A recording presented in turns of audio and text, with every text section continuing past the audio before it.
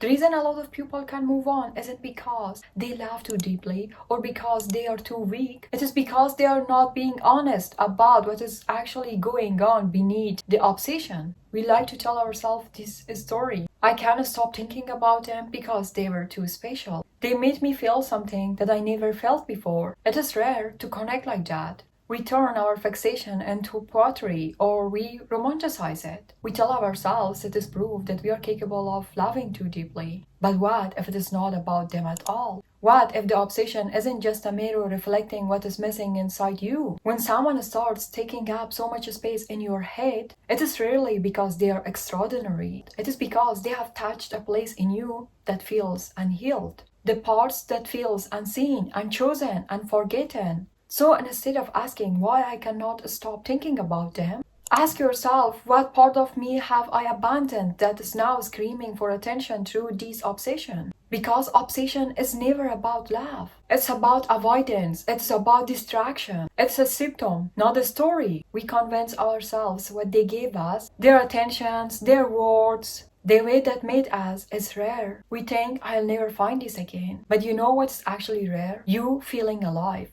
You feeling seen, you finally tasting something that looks like love after being starved for years. It is not them that is rare. It is the feeling that is rare because you have been deprived of it. When you have gone too long without being nurtured, even crumbs starts to taste like a feast. Even inconsistency feels like intensity. And suddenly your nervous system mistakes chaos for chemistry. You tell yourself it is destiny, but it is just deprivation wearing a mask.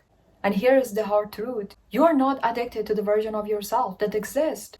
You are addicted to the version of yourself that exists when they pay attention to you. Sometimes obsession isn't love, it is storytelling. It is what happens when your imagination builds a future that reality never promised. You replay conversations, you analyze texts, you fill in the gaps with what you want to be true. But fantasies are easy. Reality requires participation. You didn't know how they handle disappointment, conflict, or friendship. You just know how they made you feel when they were performing the best parts of themselves. You're not in love with them. You're in love with the story that your mind wrote about them. And maybe that story gave you hope. But at some point, you have to stop rereading a chapter that was never even finished. Here is something most people won't admit. Sometimes obsession is easier than action. You can spend hours thinking about them as long as your mind is orbiting them. You didn't have to face your own life. You didn't have to start the project. You didn't have to even risk rejections again. You didn't have to even deal with the silence of your own company. It is easier to be heartbroken over what could have been than to confront what it is. Let me tell you, obsession keeps you busy. It keeps you to avoid your own desires. It gives you something to feel. And for some people, feeling the pain is more better than feeling nothing at all. But nothing changes until you look yourself in the eye and say, I am tired of escaping myself. I can't make it. I have to stop running from myself. Sometimes obsession grows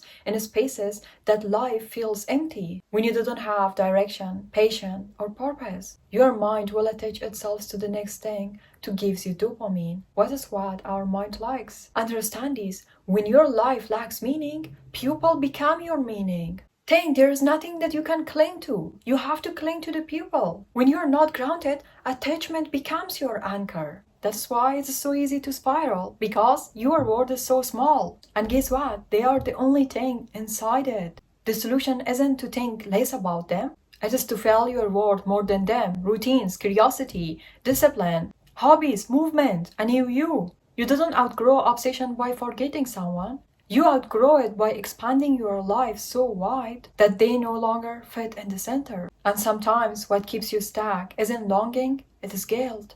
You're not mourning them. You are mourning the version of you who ignored red flags. You are replaying moments not because you miss them, but because you can't believe you betrayed yourself for them. You saw the signs, you heard the inner voice, and you stayed anyway. So the loop plays again and again, not to remember them, but to punish yourself for not listening. But what you are forgetting is that guilt cannot heal you. Compassion does. Forgiveness does. You can't rewrite the past. But you can choose what you learn from it. You can't say, I didn't know better back then, but I know better now. And that is what growth looks like. Not perfection, but awareness. There comes a moment, quiet and almost unnoticeable, when something inside of you shifts. You will stop waiting for a text that will never come. You stop imagining that maybe one day they will realize what they lost, because you realize it is not being about found. It's all about finding yourself again. It's all about knowing yourself again. Healing doesn't look like indifference.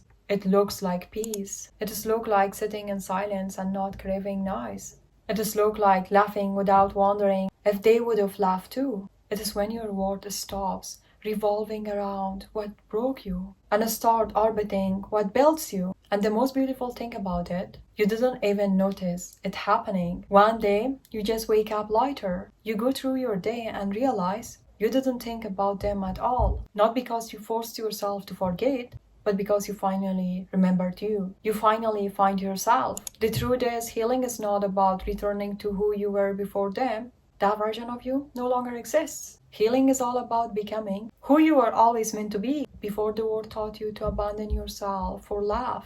You are not the same person who begged for crumbs. You are not the same person who mistook pain for poison. You are not the same person who thought love had to hurt. When you understand this, you would never lose yourself again. You will discover yourself again. The obsession fades when you start living again. It dies when you reclaim your energy. So fill your life with so much meaning. Make a bigger life for yourself. Focus so much on yourself that you can't even remember anyone. Or your pain has a place to rest. At the end of the day, the only person that can stay with you is you. The only person that you have is you. The only person that you can save is you. The only person that you need to prioritize is you. So wake up every day and build something that belongs to you. Next time when your mind starts spiraling, whisper these to yourself. I'm not missing them, I am missing myself. There is something that I need to find. There is something that I miss in myself. Then go and find it. This ache is not about losing anyone. It's all about remembering you. Stop running from yourself.